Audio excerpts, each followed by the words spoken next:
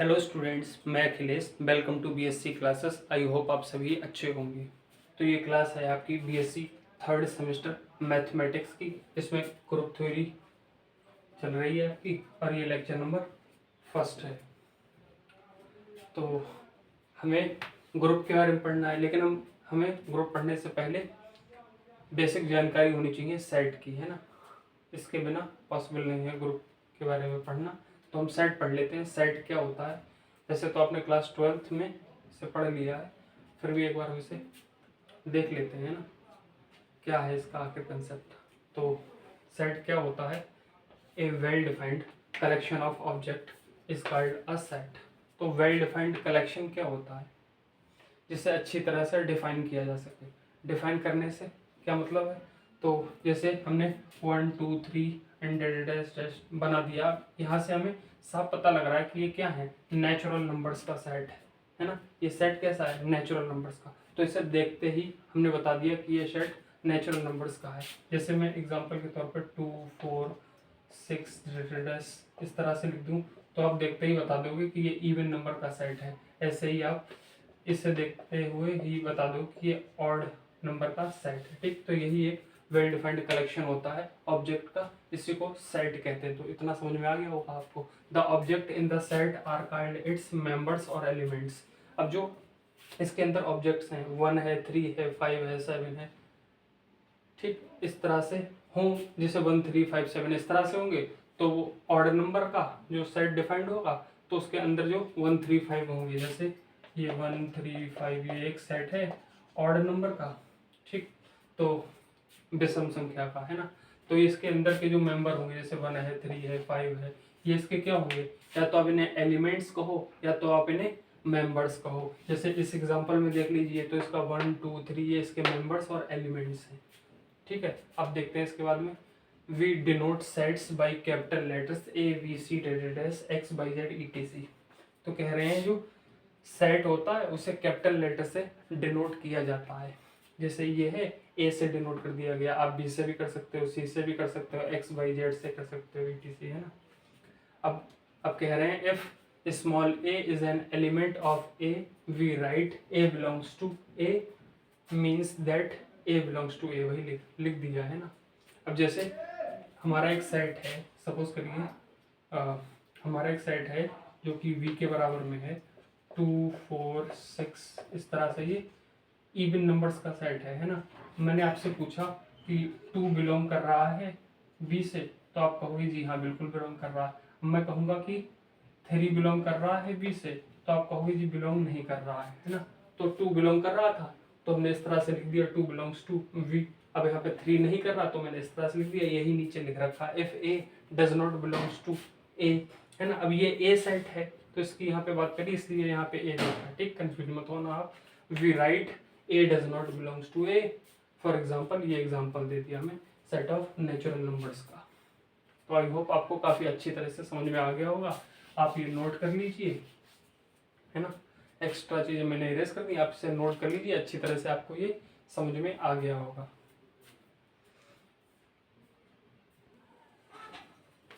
तो अभी हमने सेट पढ़ लिया था। तो सेट के कितने मेथड्स होते हैं उसे रिप्रेजेंट करने के? तो there are 2 methods of describing a set. तो 2 मेथड्स होते हैं। कौन कौन से होते हैं? एक रोस्टर फॉर्म होती है, एक सेट बिल्डर फॉर्म होती है। तो फर्स्ट वाली हम देख लेते हैं।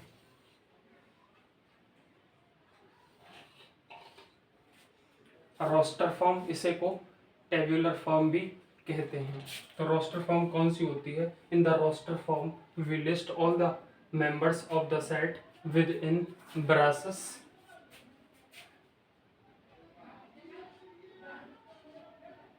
ओके, ये ऐसे बनती हैं braces and separate them by commas.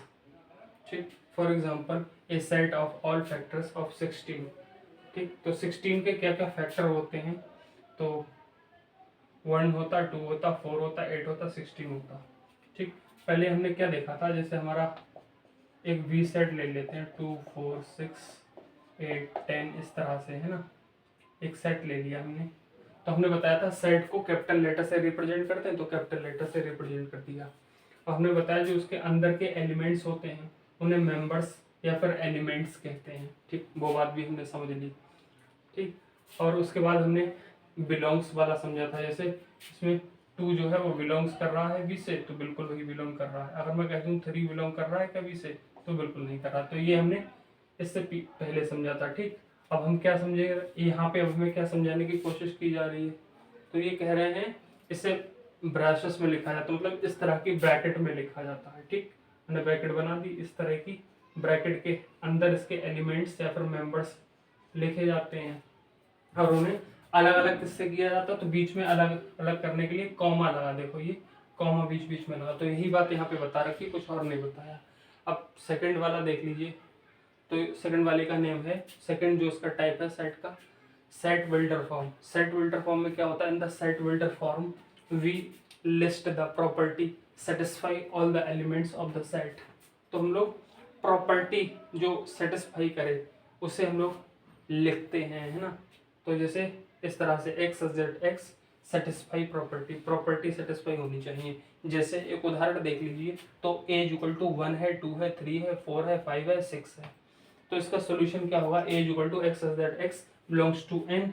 N क्या है, नेचुरल नंबर। अब आपको पता है नेचुरल नंबर आपको कौन से होते हैं, 1 है, 2 है, 3 है, इन्फिनिटी तक ये नेचुरल नंबर हो जाते हैं आपके। ठीक, ये नेचुरल नंबर हो गए आपके। ठीक है, तो यहाँ पर 1 से लेके 6 तक है आपके। तो इसका सोल्यूशन क्या होगा, A equal to x z x belongs to N. अब यहाँ पे एक लिमिट भी लगेगी, क्या लिमिट लगेगी, तो ये सिर्फ 6 तक है, तो आप या तो ऐसे लगा दो कि लेस देन 7, ये लेस देन 7 है ना, लेस देन 7 तक नेचुरल नंबर्स कौन सा होता है, 1 होता है, 2 होता है, 3 होता, 4 होता, 5 होता और 6 होता है। तो ये हमने बेसिक जानकारी ले ली सेट्स की, कि आखिर सेट्स क्या होते हैं, उसे किस प्रकार से रिप्रेजेंट करते हैं, उसमें एलिमेंट्स और मेंबर्स क्या होते हैं, उन्हें किस में रिप्रेजेंट करते हैं, ब्रैकेट्स में उन्हें सेपरेट किससे करते हैं, तो कॉमा से करते हैं, बिलोंग्स क्या होता है और नॉट बिलोंग्स टू क्या होता है।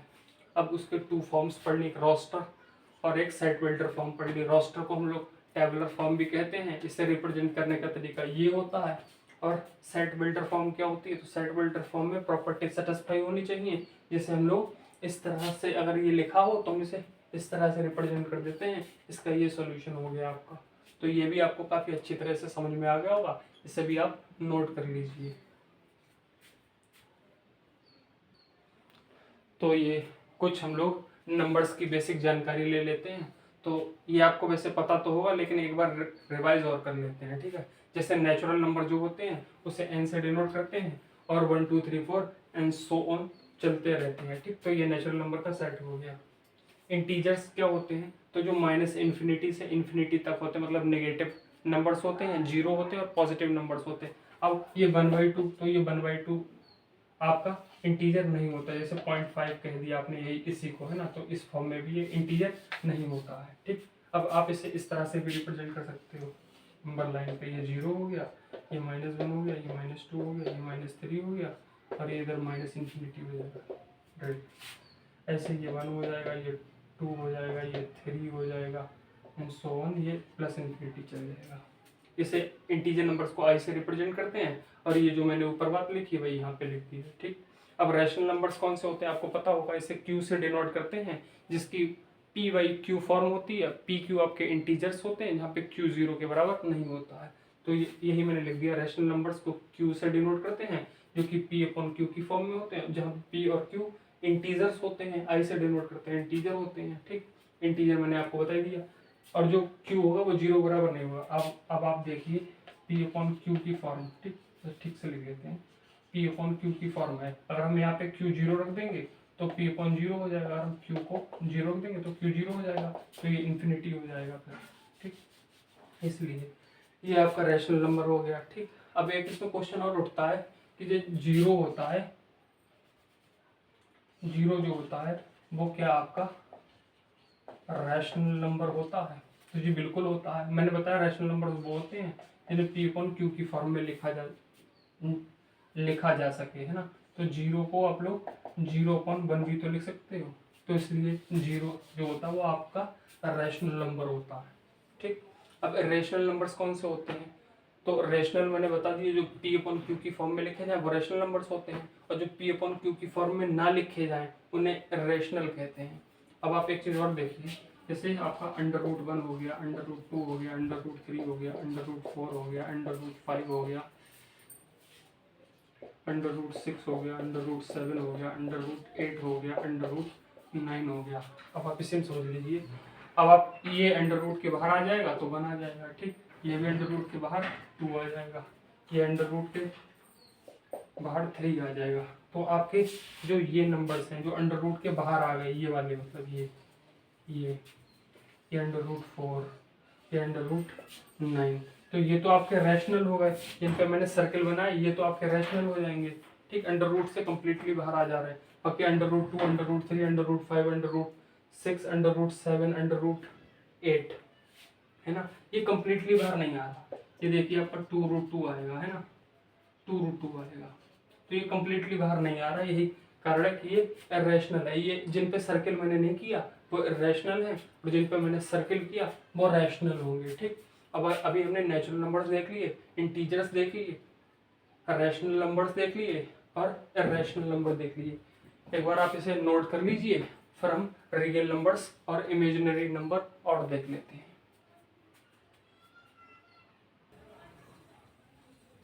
तो आइए हम देख लेते हैं रियल नंबर्स क्या होते हैं और इमेजिनरी नंबर क्या होते हैं। तो ऐसे नंबर जिनका स्क्वायर किया जाए तो पॉजिटिव हो या फिर 0 हो, उन्हें हम लोग रियल नंबर कहते हैं। यही मैंने लिखा है यहाँ पे, if x² is equal to positive और 0 then x is called real number. तो अगर कोई नंबर है x, आप उसका स्क्वायर कर रहे हो, या तो वो पॉजिटिव आ जाए या तो 0 आ जाए, तब हम उसे रियल नंबर कहेंगे, ठीक। जैसे एग्जाम्पल देख लीजिए, उदाहरण देख लीजिए।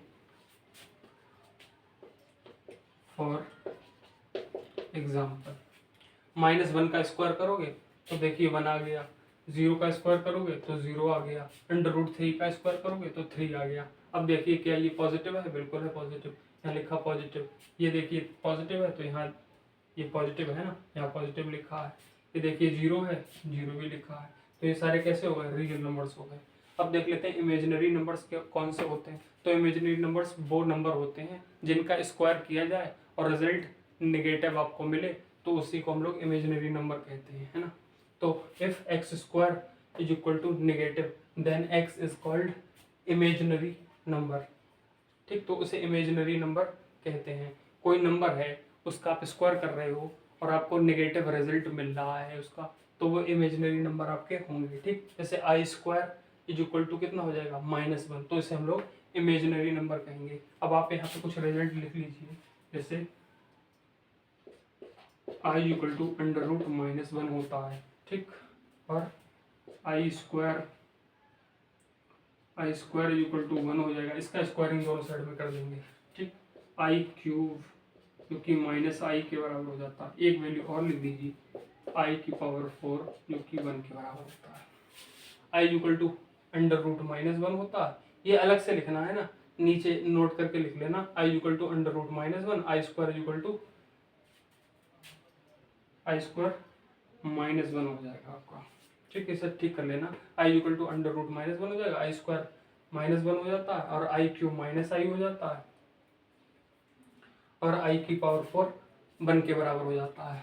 तो आई होप आपको ये जो मैंने सेट के बारे में समझाया, बेसिक नॉलेज दी आपको, वो आपको अच्छी तरह से बेसिक कंसेप्ट अच्छी तरह से समझ में आ गए होंगे।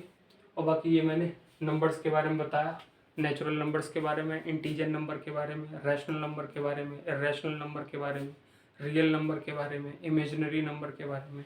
तो ये सभी आपको काफ़ी अच्छी तरह से समझ में आए होंगे। तो ये हमारा लेक्चर नंबर 1 था, आपको ये अच्छी तरह से समझ में आया होगा।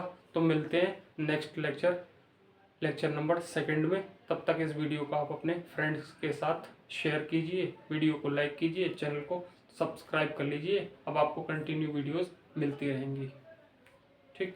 Okay students, thank you for watching this video.